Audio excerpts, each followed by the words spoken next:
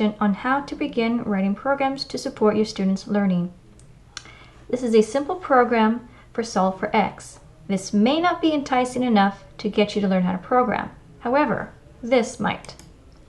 This is a program I learned how to write because I wanted my students to count money. If they get it right, good job, good job, good job, good job, T-O-O-D-J-O-B, good job, good job. They hear a funny sound. If they get it wrong, they also hear a funny sound. So if that motivates you to learn how to code, I have done my job in this demonstration. Okay, for the purposes of this code, you will need a .html ready, loaded on your browser, and you will need to download a free code editor. A code editor writes code for you. Here I typed HTML. It recognizes that I want that. Very powerful, very fast. Okay, I'm going to copy some more code. You know about JavaScript through HTML. You know about HTML through W3 Schools, and now you can extend your learning to JavaScript. I am not going to write some code. I'm just going to copy and paste it because I like this code. I'm also going to clean it up. And in the meantime, let's see, I will save it on this side and refresh to see the changes. Solve for x.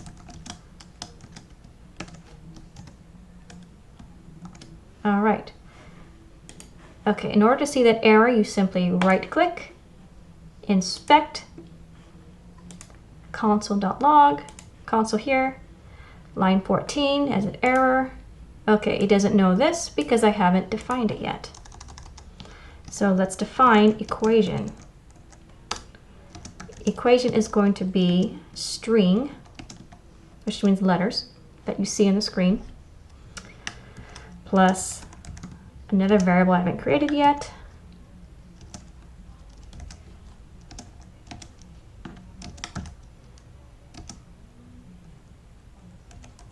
num1 plus num2, two random numbers. I'm also going to copy some code to get two random numbers. All right, let's go to W3 Schools. Let's get some code to write us some random numbers 1 to 10. Let's copy, paste that there. Do it again. Okay, I've got num1. Let's see what I got. Okay, I don't want 38. I wanted 3 plus 8. JavaScript is simply pushing them together. It says, oh, you want them together? Let's put them together. I want them to be a number. So let's create another variable.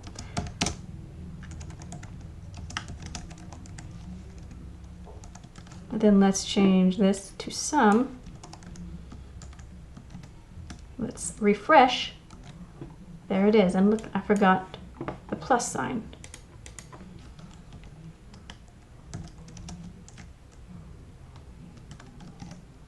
Let's refresh. 8x plus 6 equals 7.